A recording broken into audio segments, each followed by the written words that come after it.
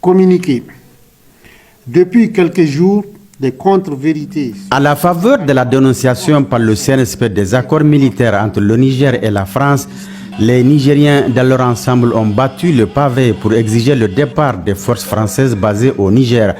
Quand ils ont assisté au départ du dernier militaire français, ils ont exprimé en toute légitimité leur joie et savourent encore leur victoire sur les forces d'occupation qui ont longtemps constitué un frein au développement économique et social du Niger. Les Nigériens ont dans la foulée vu plusieurs conteneurs de matériel convoyés vers le Tchad et des vols réguliers en direction de la France à partir de Niamey, laissant croire qu'ils sont partis avec la totalité de leur matériel. Logiquement, à partir de ce constat, personne ne peut imaginer que ces militaires français ont laissé sciemment derrière eux tout un arsenal de guerre en plein centre-ville de Niamey qui en dit long sur leur intention. Une intention exprimée d'ailleurs publiquement en son temps par un expert français en renseignement sur la chaîne LCI. Notre ambassadeur et notre contingent n'étant plus otages au Niger, en quelque sorte, dans cette position de Fort Alamo, nous aurons peut-être plus de latitude pour monter des opérations de déstabilisation, cette fois-ci plus clandestines.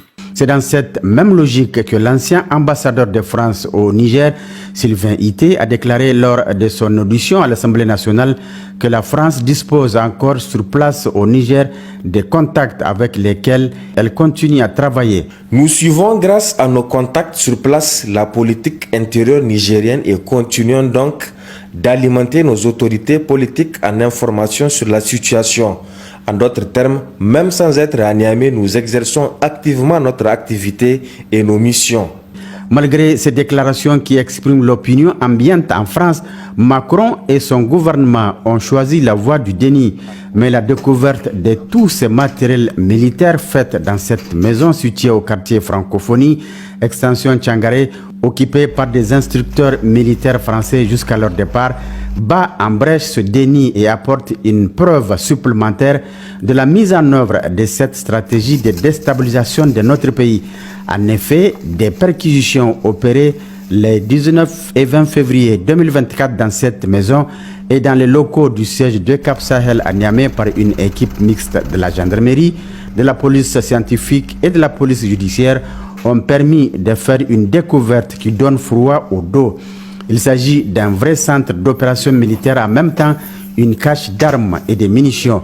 Dans cette maison, il y a un élément qui a attiré particulièrement notre attention, c'est cette grande quantité de cartes géographiques sur l'Afrique de l'Ouest, parmi lesquelles une carte de Tesker, localité nigérienne très connue dans laquelle on a découvert récemment des mines et des missiles sol-air de longue portée qui nous renvoient au souvenir chaotique de Rwanda du 7 avril 1994. Ou encore cette carte de la ville de Niamey sur laquelle toutes les places stratégiques de la capitale sont soigneusement identifiées et marquées.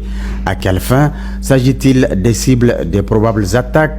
Quand on ajoute à cette planification minutieuse des lance-roquettes anti-chars, des fusils d'assaut, des drones, des grenades, d'énormes quantités de munitions, des véhicules 4x4 dont certains sont sans plaque d'immatriculation mais sur lesquels ils ont prévu des fausses plaques et bien d'autres matériels, il s'avère clair que nous sommes en présence d'une vraie stratégie militaire qui ne fait point de mystère sur son objectif.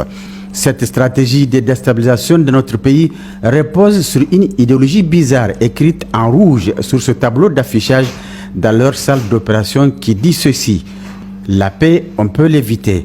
Alors pourquoi éviter cette paix quand on déclare la désirer à tout bout de champ? Ici, le mensonge est tellement gros qu'il n'est plus possible de le cacher. Mais quand on construit un partenariat sur du faux, il y a toujours un élément qui trahit le subconscient et le refoulé remonte à la surface pour révéler au grand jour le désir caché. Au stade actuel de nos rapports avec la France, il ne s'agit plus de désirs cachés, mais plutôt d'actions soigneusement planifiées pour semer le chaos à Niamey.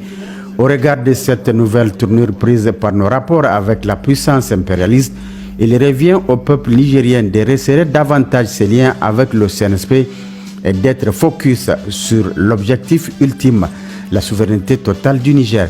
Il est donc impératif de rester dans la voie tracée par le Conseil national pour la sauvegarde de la patrie sous la conduite de son président, chef de l'État, le général de brigade Abdraman Chani, pour atteindre un tel objectif.